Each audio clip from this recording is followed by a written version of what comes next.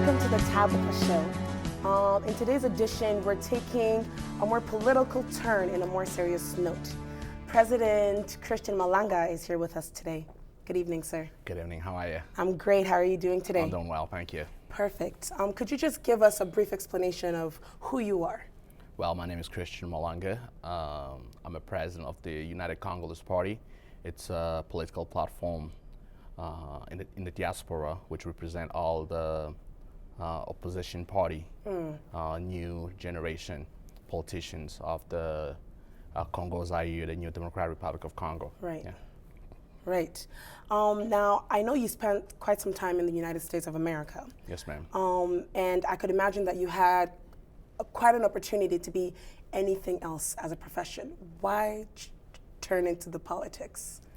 Well, I chose the politics because there's been a vacuum in the Congo, right? In a political vacuum. And being here in the West, I've took what I've learned to bring back home, meaning by the rule of law, seeing how good government works and how a country can be functioned. Right. And seeing that out there with that vacuum, that's what made me to stand up and to change. I'm also aware that the elections in the Democratic Republic of Congo is taking place in 2016. Yes. So is it only until then that you'll be making your way back home in Congo? I am in Congo, because I am Congo. All right. Yeah, so I am in Congo. As we speak, I am in Congo. All right. Yes, ma'am. Will you be going through the elections? If they organize the election, yes, we are one of the candidates of the elections, yes. All right. And not necessarily the news in the more developed countries, but I know that all over media we notice this violence that's being portrayed in Congo. You physically going to Congo, are you afraid of the risks that it may cause to not only you but your family? Are you scared of anything? You know something, I'll let you know, being raised in America, I cannot be intimidated by thugs or group of terrorists who are in the Congo, like technically in courts like the Congolese government. You know, that does not really intimidate me at all. Absolutely. Yes, ma'am. All right, so I know you not being intimidated probably means you have backup. I have the people, the Congolese people. I have millions of voices screaming for change, yes. And I know there are so many promises concerning the liberation of Congo. In your point of view, do you think that the Congolese people truthfully trust you? Yes, they do. They do. That's why there's this uprising that we are preparing to happen. We're going to invoke Article 64 of our Constitution, which gives us the right to stand up. And I'm the head of that. You know, of that movement that will soon be helping. It's taking places right now with the Congolese women. Yes, good. Yeah. Congolese women, is that your focus? Yes, my platform is based on women. The reason being is that 98% of our economy in the country, it's based on women. It's a women-based economy. But when it comes in the decision making of the country, they don't consider them. That's true. They leave them behind. That's true. So with our platform, what we're saying, we're like, okay, let's put the women first. And those women, speaking to the women in Congo, they're planning to march. There's a march. They'll be marching. There'll be protests that will be happening soon. Great. So they asked me to lead it. You know, so I'm out there to support them, to support the women. Good. In their effort for change. Yeah. Yes. Congratulations. Oh, thank you. Much. Yeah, good for you. Wow.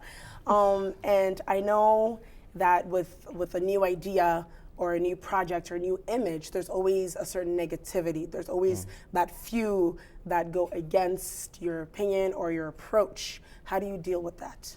Well, I always accept challenge. That's something that I've learned. You know, I always accept challenge, and I like people's opinion. Doesn't mean everything that I say can be right. You know, I'm a Christian myself. Even Jesus himself, he had an opposition. Right. Why not Christian? Exactly. You know, it happens. So. Absolutely, you're correct. And I also know that you're not afraid. You're not fearful. But do you think that maybe those negative approaches may go viral or go bigger than what they should be? Well, no one can stop a good change. No force, because those negative, it's few. There's a few negative, but the majority are the people that's screaming for change. They're screaming for change. They want change. So that's what I've always focused my energy on the positive. So when we need change, it's Christian Malanga. When we mean change, it's the Congolese women. When we mean change, it's the Congolese children. That's the change that we need. Good. And what's your input on international community? Do you get support from them as well? Well, we already got a support from them. We've been here in Canada. We've been here already. Exactly. They gave us roof. They educated us. So we are ready. We're like birds. Now we can fly. Yeah. And I know with history, we've seen a lot of people go out with that approach of marching and stuff. Do you think, or how will you approach it that you think will actually have an impact or change something? Well, we have to organize. It's all about organizing. We have to organize and structure ourselves, and that's what we've been doing. Absolutely. We've been having all this youth movement that has been going on, different universities, like different associations, like women's associations in the Congo, rape survivors, all those people that are there to bring up their voices. So we're working on the grassroots, because what I've learned in the past, that true change begins at the grassroots, and especially engaged citizens, working together, they can accomplish extraordinary things. Absolutely. Yeah. Absolutely. And do you think that the Congolese problem is based on, because I know Rwanda has a big say in this, perhaps Uganda or even United States? Well, I cannot go to that extreme. Okay, my focus, it's in the Congolese politics. Okay, let's focus on the Congolese politician. Let's bring justice. Okay, let's bring a good governance, a governance of sanction. Once we start sanctioning certain people, I think we'll have a great country, a great nation. Absolutely. Yes. I completely agree with you. It was an honor to have you here on our show. Thank you. And just before we end, do you have a last word that you would like to tell the audience or whoever's watching? Well, my message for my people is that now's the time. We have come of age.